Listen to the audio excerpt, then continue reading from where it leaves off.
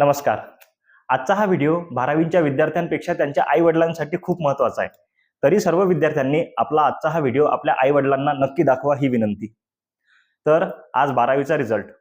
तर रिझल्टची काही चिंता करायची नाही पुट्टे हो, काही टेन्शन घ्यायचं नाही. कारण की झालेल्या गोष्टी आपण काही बदलू शकत नाही. म्हणून व्हॉट नेक्स्ट वरती फोकस करायचं. तर आपण आजच्या व्हिडिओच्या मेन उद्देशाकडे येऊ. तर पालकांनो, पॅरेंट्सनो 12वीचा सिलेबस खूप वास्ट आहे, खूप मोठा आहे. आणि हा सिलेबस खतम करण्यासाठी भरपूर सारा वेळ लागतो, कन्सिस्टन्सी लागते, मेहनत लागते, खूप अभ्यास करावा लागते. ह्या सगळ्या गोष्टी काही विद्यार्थी करतात, पण काही जणांचा रिझल्ट येत नाही. याच्यावरती भरपूर गोष्टी मॅटर करतात. जसं की एखादा टॉपिक ते सोडून देतात, एखादा टॉपिक सोडला नेमका तोच पेपरमध्ये येते, किंवा एखाद्या टॉपिकच्या वेळेस ते घरी असतात, कोणी बिमार असते, कोणी मामाच्या घरी जाते, कोणी मावशीच्या घरी जाते, कोणी भंडाऱ्यात जाते. या सगळ्या गोष्टी याच्यामध्ये मॅटर करतात. कारण की एक आणि एक टॉपिक हा महत्वाचा असतो.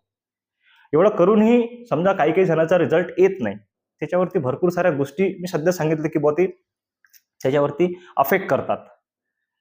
तरी जर आपल्या विद्यार्थ्याचा, आपल्या मुलाचा, आपल्या मुलीचा रिझल्ट आला नाही, तर पालकांना माझी एक नम्र विनंती आहे की त्यांना तुम्ही टोचून बोलू नका. जर त्यांनी अभ्यास केला असेल तर.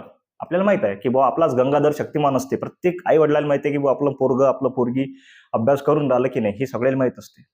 तर जर समजा त्यांचा रिझल्ट आला नाही, तर त्यांना टोचून बोलू नका. फक्त हीच विनंती. कारण की एक रिझल्ट आपला काही फ्युचर डिसाईड करू शकत नाही. कुठं काय होईल काही सांगता येत नसते.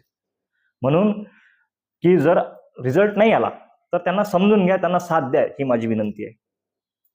जर त्यांनी अभ्यास केला असेल तर. आणि जर अभ्यास केला नसेल तर तुम्हाला माहित आहे काय करावं लागते. जर अभ्यास केला नसेल तर त्याला पोत्यात घ्या, समोरचं काय करायचं आहे तुम्हाला माहित आहे.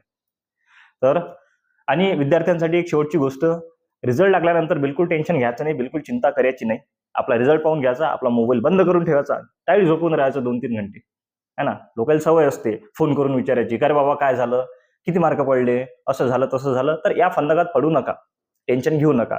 रिझल्ट पाहिला आपण, आपला काहीही असो, काही टेन्शन घ्यायचं नाही. रिझल्ट काहीही असो, आपण आपला मोबाईल बंद करायचा, झोपून राहायचं शांततेत, काही लोड घ्यायचा नाही. भारत माता की जय.